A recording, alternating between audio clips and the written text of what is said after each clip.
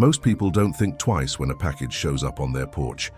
In 2026, we order everything online: groceries, clothes, electronics, even pet food. Seeing a cardboard box outside your front door is one of the most normal things in the world. That's what makes these stories so disturbing, because in each of these cases, the package wasn't a mistake, it wasn't spam, and it wasn't delivered by a company. Someone wanted the person receiving it to know one thing: I know where you live. These are 3 real horror stories involving unsettling packages delivered to people's front door.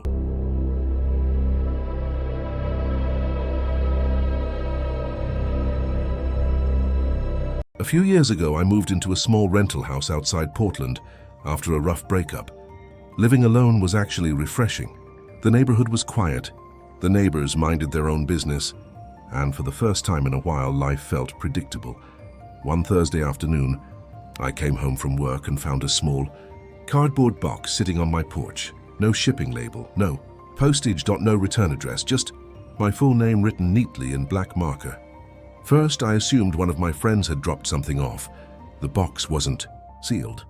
I carried it inside and opened it on my kitchen table. Inside were 6 photographs.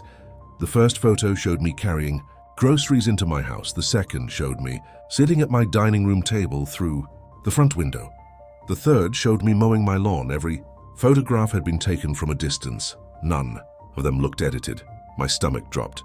Immediately, someone had been watching me. I kept flipping through them. The final photo was taken at night. I was asleep on my couch.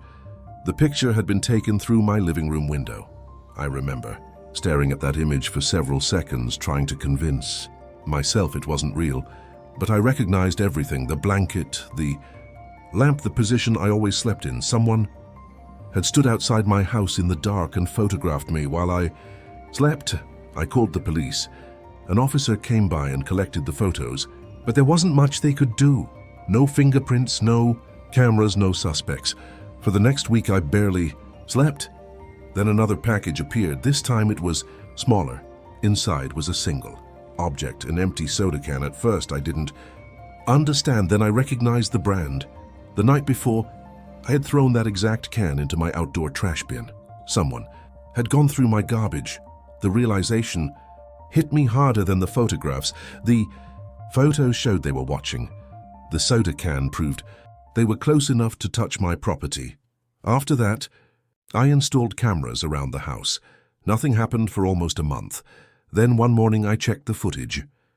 At 3:17 a.m., a figure dressed completely in black walked onto my porch.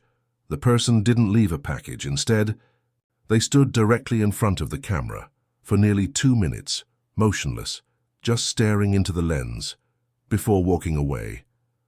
I moved out 3 weeks later. The packages stopped, but to this day, I still don't know who was sending them or how long they'd been watching before I noticed. The worst story happened to my cousin in Texas. It started with a package left on her porch one summer morning. The smell hit her. Before she even touched it, something inside was rotting. At first, she thought an animal had died nearby.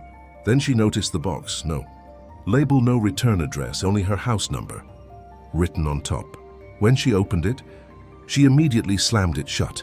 Inside was a dead bird. Police collected the package, but no useful evidence was recovered. Everyone assumed it was a sick prank. Then another package arrived, and another. The contents became progressively worse: animal bones, rotting meat, decaying organic matter wrapped in newspaper. The goal wasn't subtle. Someone wanted her to feel unsafe. Someone wanted her to dread opening her front door. The worst package arrived 6 weeks later.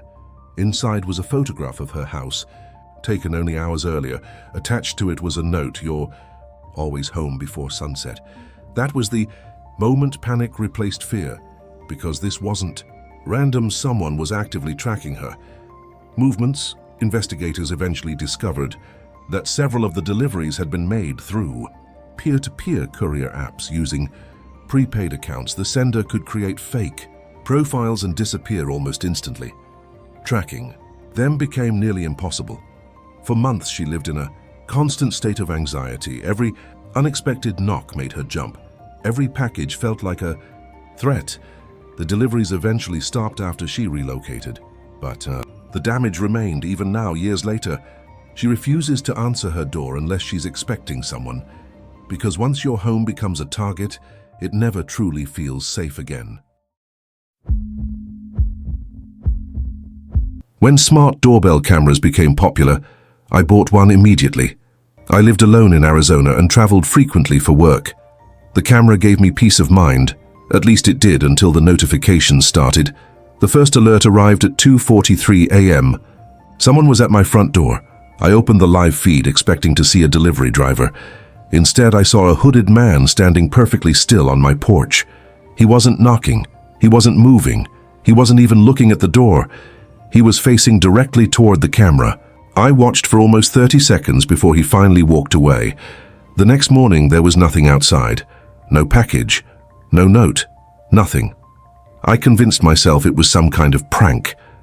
3 nights later, it happened again. Same time. Same hoodie. Same behavior. Standing motionless. Watching. This time he stayed for over 4 minutes. Then he placed a small package on the welcome mat and left. I waited until sunrise before opening it.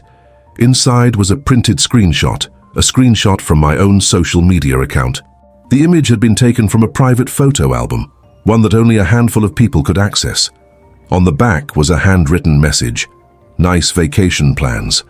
I immediately cancelled my upcoming trip. The feeling that someone was monitoring my life became overwhelming. Weeks passed. More packages arrived. Each contained information that shouldn't have been available to strangers. Restaurant receipts, photos of my parked car, printouts of locations I'd recently visited. Every package felt like a reminder. You can lock your doors. You can close your blinds, but you're still visible. The police eventually increased patrols around the neighborhood. The deliveries stopped shortly afterward. They never identified the man, but every time my phone alerts me that someone is outside my house, I still feel that same rush of fear. Because I know exactly what it feels like to become someone's obsession.